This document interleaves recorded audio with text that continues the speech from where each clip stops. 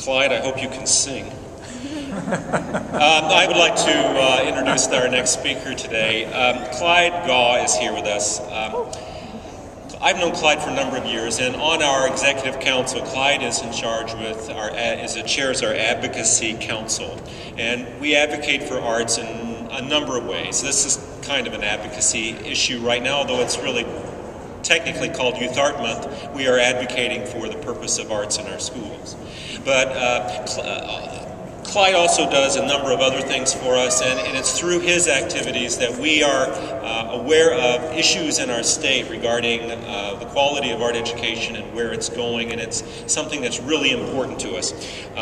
He is a teacher of over 25 years. He's been a member of Art Education Association of Indiana for at least 11, and he is lucky enough to be going to the Hofstra Symposium on Early Childhood Education and doing a presentation there. So I look forward to hearing about that, and I also look forward to hearing what he's going to say for us today. Clyde Gaw.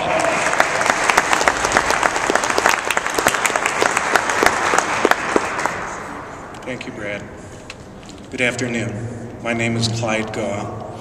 I'm an art teacher. I thank you all for coming to today's event. Supporting children's positive educational experiences is one of the most important things we can do.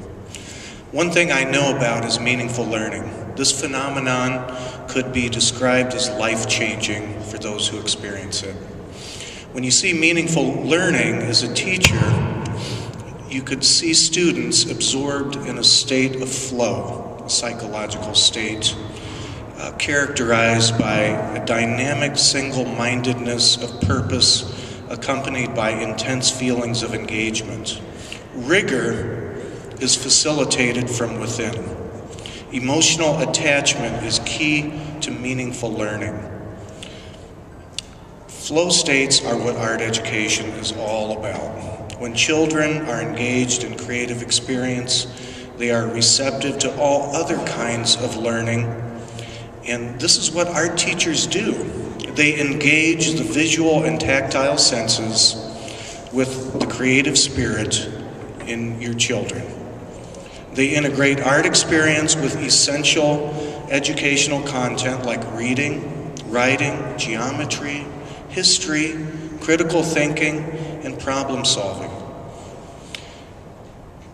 In the year 2000, Dr. Eric Kandel won the Nobel Prize in Physiology for a lifetime of research that showed stimulating sensory activity during learning experiences significantly boosts long-term memory formation.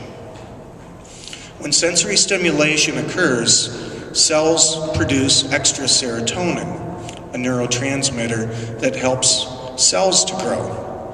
The serotonin acts as a kind of molecular fertilizer which can grow and expand existing brain cells and can lead to physical changes within the brain. Dr. Kandel's research reveals that neural networks are strengthened and expanded when learners are engaged in stimulating sensory-based meaningful learning events.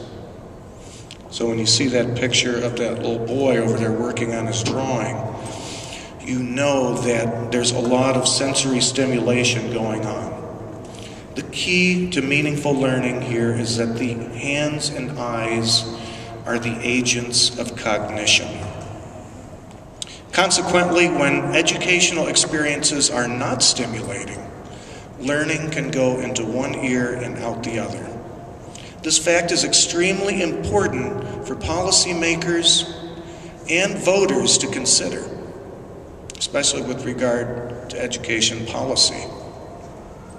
Results from the latest high school survey of student engagement conducted by researchers from Indiana University with over 135,000 high school students participating from across the United States reveals 67% of students who graduate from high school did not feel fully engaged during their school years. This is extremely important.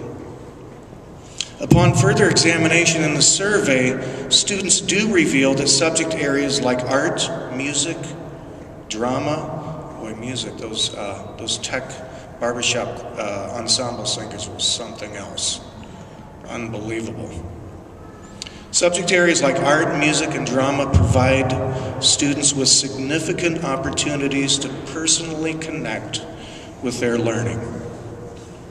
Unfortunately, as we have been observing over the past several years, and I've been keeping track since 2006, of art cuts in our schools.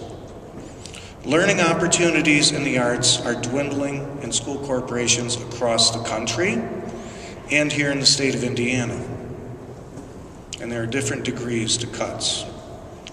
A little bit here, a little bit there, it all adds up in the end.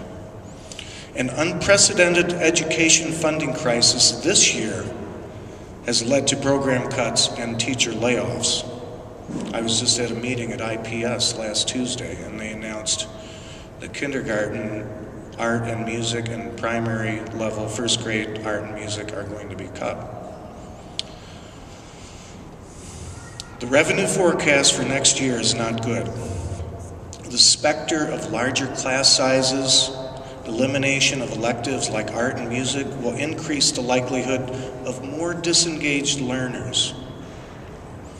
Disengaged individuals frequently drop out of school, resulting in higher crime rates, lack of employment opportunities, and a myriad of other wicked socioeconomic problems. And I'm not going to go into those because they're too numerous to get into. Public schools are the backbone of our communities. The health of our public school system affects us all, regardless if you have children or grandchildren in the school systems or not. As taxpayers, we all have a stake in our public school system. If you have not contacted your governor and state legislators and urged them to strengthen public school funding, public education funding, I urge you to do so today or soon. Long-term funding solutions must be created by our state leaders, or we are going to face a public education crisis unprecedented in our time.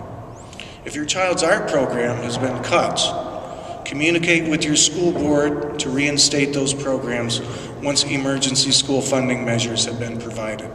I know this year our state legislators are working in a bipartisan effort to provide emergency funding relief.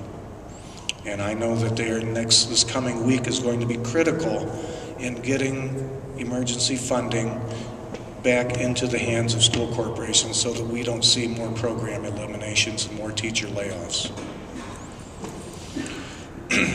I'm almost finished. Arts education experiences are critical for a well-rounded education. Human beings are hardwired to think and dream in visual images. Ideas and intellectual property dependent upon visual thinkers will become assets in the new economy of the 21st century. The refinement of the imagination as developed through the visual arts will provide future designers, engineers, scientists, entrepreneurs, innovators, professionals, and many others with the creative edge they will need to compete in an increasingly competitive global market and uncertain future. The creativity of our children is a national resource we cannot afford to waste.